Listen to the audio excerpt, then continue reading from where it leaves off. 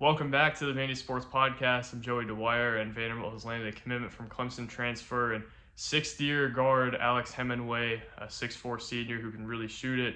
And with the commitment, I think makes an effort to add in some areas that Vanderbilt didn't have abundant ability in, particularly shooting. And I think in a sense leadership as well. I think there are some leaders on this roster, but Hemenway, a sixth-year senior, a guy who stuck around in the program for a long time and has a voice, I think will be a welcome addition to Vanderbilt in that aspect. We'll talk more about that, but I want to shout out a presenting sponsor for basketball season, basketball coaching search, basketball transfer portal, all the above, the Wash House. Thank you to the Wash House for allowing us to advance our basketball coverage and allowing us to cover the season and the coaching search and the portal on a day-to-day basis.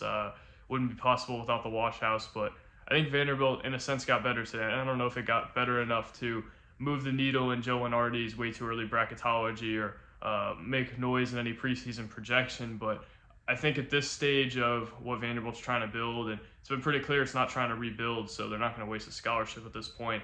I think having a guy who's going to come in and has experience, first of all, at the Power 5 level and at the high Power 5 level, Hemenway, the fourth ACC guy that Vanderbilt's gotten in the portal, all of which have started. Hemenway's played 95 career games, 25 career starts, so obviously a guy who's experienced. I think the calling card with him, the three-point shooting, and in a sense, I think he's a one-trick pony, which I think has really kind of soured some people on the commitment. And I don't know that it's going to be a commitment that's as impactful as some others, but I do think having a guy who can shoot it like him and has translatable shooting to the Power 5 level, and he's shown that previously.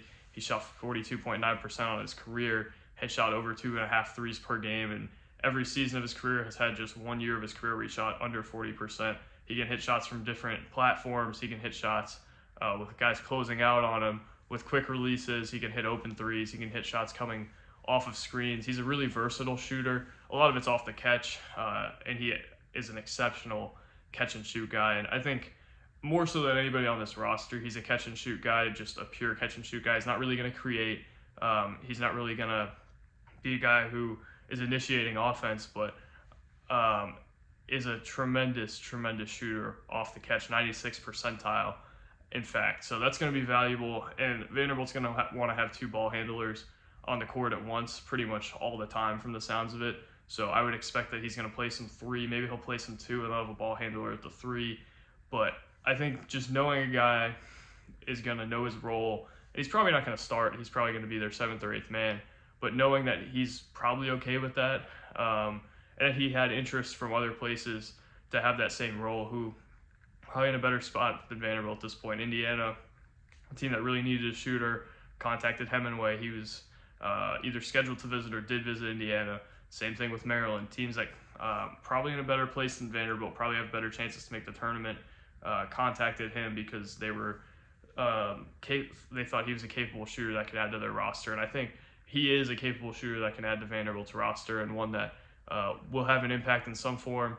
He's nowhere near an all-SEC player. He's probably not a guy who's going to start for them. I think Tyler Nickel has a lot more to his game than Hemenway has, but adding a veteran like that who, one, will come in and really be able to shoot it and is going to know his role and be an older guy, I think is really valuable. And it almost reminds me of, and this is a weird comparison because there's nowhere near each other as players, but almost reminds me of a Quentin Malora-Brown in the sense to where he's kind of a foundational player of your program. A lot of guys will talk about they need guys who are going to be extensions of them early on in a rebuild. And I think having a guy who can kind of instill the right things in a team and kind of help a team with a lot of different guys who have a lot of different strengths together and kind of be, maybe not a glue guy's a really cliche term, but a guy who can kind of mend everything together just because of his role, I think is going to be really valuable. He's not going to be a guy where you're looking at it as there's only one ball, how is everybody going to get touches? He's a guy who they're going to try to find ways to get shots for, obviously. He's not been a small volume three-point shooter throughout his career. He's an experienced guy, but I also think he doesn't have to be a guy to where he's demanding to be in a ball screen or he has to make a play in isolation. He's a good guy who can play a certain role and can play off of other good players. And I think Vanderbilt needed a guy like that, especially an older one at this stage. And it's a risk worth taking coming off an injury. He's had some lower leg issues last year only played 5 games due to what they call the lower leg injury. I don't know what exactly that was, maybe an ankle or foot. And then the year before, really showed some toughness by he played in 20 games and had plantar fasciitis, or a broken plantar fascia, or however you say it. I'm not smart enough to know the difference, to be honest with you. I'm a basketball guy, not a medical guy, but obviously a injury that really hampered him. And I think either that year or the year before had the best year of his career, averaged a little under 7 points a game and shot it more efficiently than he had. He's not an awesome defender and wasn't even an awesome defender in his best year. I think is a little below average in that sense, but I do think just by nature of being old and doing it at a higher level, he'll be okay. I don't know that he's a complete liability there, but it's certainly not a guy who you're going to really lean on that end. I do think, again, has some potential just maybe as an older guy to showcase some things, but I don't know that there's going to be a whole lot added to his game. I think 76.9% of his field goal attempts throughout college are from three-point range, so that kind of tells you, in a sense, one-trick pony. And I want to preface it again, like, you're talking good about the commitment. You're saying could be a foundational piece for them, a guy who instills some things they want to instill, a guy who plays a role and can make shots. I think he has a beautiful release. Like, it's a really quick, beautiful release, and that'll be really valuable for them. And he can really make shots. I think he is about the right things based on some things I've heard, but again, they could have gotten a guy who was more of a needle mover in this spot. But at some point, I don't know that you necessarily need more needle movers. I think they really need a secondary scorer, and I think they need another big man. I think they'll probably find a way to get those, but for now, I think it's a nice addition, especially if they can get those and maybe slot him into even a lower role. It all depends on the role here. Like, if you have the expectation of him coming in, being your starting small forward and taking on more of an off the dribble role and guarding the other team's best player, probably not a great get, right? But if he's coming off the bench and you're getting him to make shots, you're getting him to come in and you're going to run a set for him and try to find him for a 3 in transition, perfect, right? And come in and be a leader. I think it's all depending on the role here. It's all depending on how the roster fills out the rest of the way as to how this is perceived. But I think a lot of good teams need a guy like this to kind of be their engine, a guy who can come in and hit a couple shots to really spark them. I think that was the vision with Tasos Kamateros last year, right? A guy who can come in and make some shots, be a veteran for a team that didn't have a whole lot. And I think this team has a little bit more veteran-ness than that team had. It has Jason Edwards, it has Grant Huffman. But just having another one in there, I don't think hurts at all, especially when a lot of the guys are going to be guys who are demanding the ball. Jason Edwards obviously going to need the ball in his hands.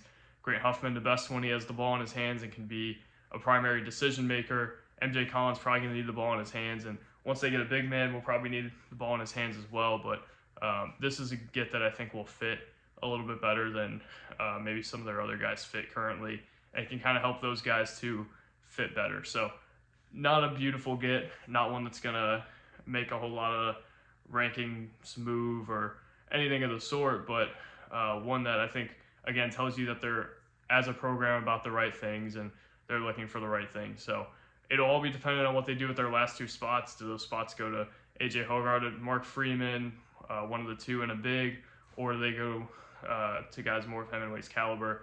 I don't know, but I think he's a guy who can help them in some ways, and I think that's reflected in his other interests with Indiana and Maryland. So Vanderbilt, I think, got better today in some senses.